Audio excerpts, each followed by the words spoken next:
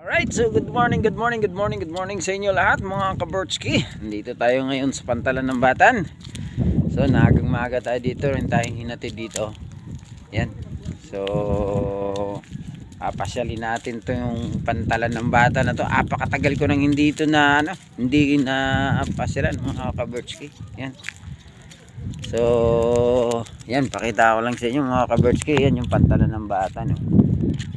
Yan. So yun yung pinaka reels dulong-dulo na yun mga kaborchki. So yan, shout out naman dyan sa mga ano natin kaborchki. Ay! Oo.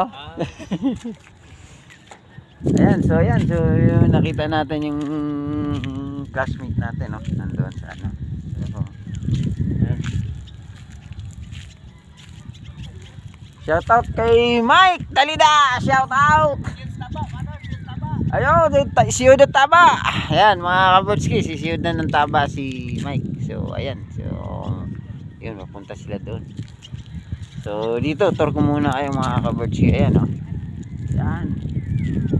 So ito yung pinakadulo. So napakaganda ng dagat ngayon mga kaborchki.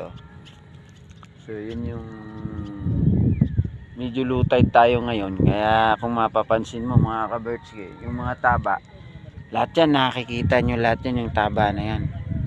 Oo. Yan.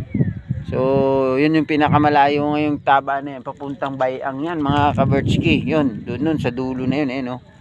Ayan o, yun. Yan. So dito naman sa kabila meron naman ditong mga taba na malalapit lang sa pantalan. Yan o. Yan, malalapit lang sa pantalan yan mga kaborchki. Yan o. Yan yung runaway natin dito mga kaborchki.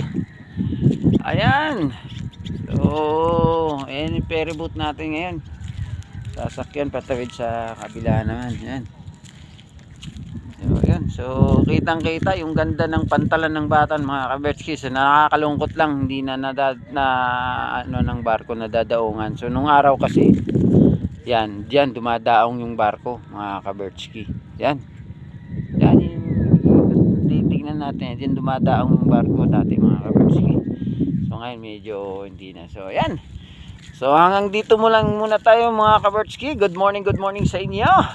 Maraming salamat sa inyo. See you next vlogs mga kaborchki. Bye bye.